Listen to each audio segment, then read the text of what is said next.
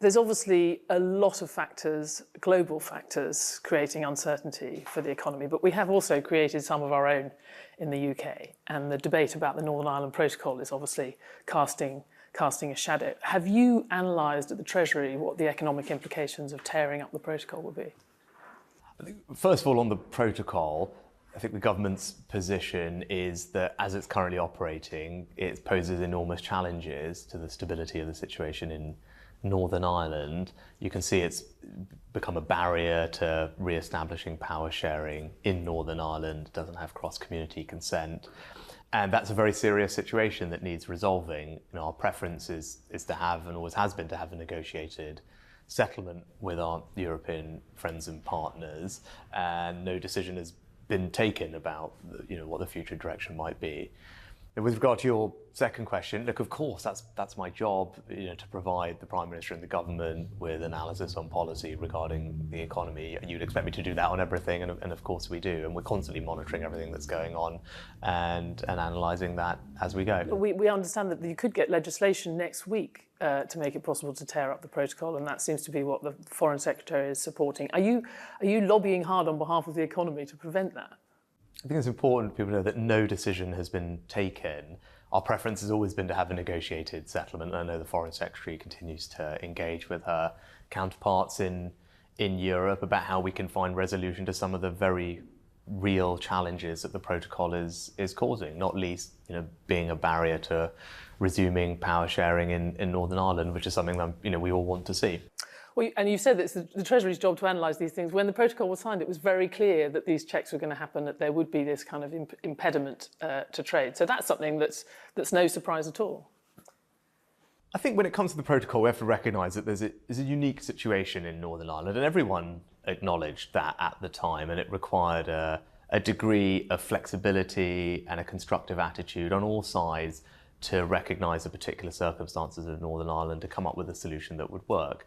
Now, the protocol. This one doesn't work. Well, exactly, and I think what we need to see is a degree of flexibility and a constructive attitude to try and resolve some practical problems on the ground. And I'm hopeful that continued dialogue and negotiation can resolve the situation and result in a negotiated outcome. Just we'll get on in a minute, but when you're weighing up the impact on the economy as a Chancellor, it seems clear that you would be pushing for the continuation of the protocol rather than throwing all of our trade relationship into uncertainty. Well, it's important to me, as it is important to the government, that we also protect the Good Friday Agreement, that we resume power sharing in Northern Ireland, that we make sure that Northern Ireland's place in the Union, in the United Kingdom, is secure.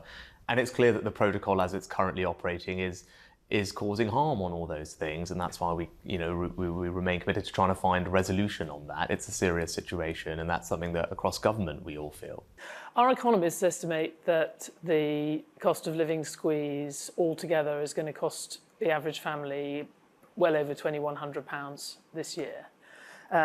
You've got, as a result, real disposable income falling by 4%. We're also expecting to see the economy shrink in the second and fourth quarter.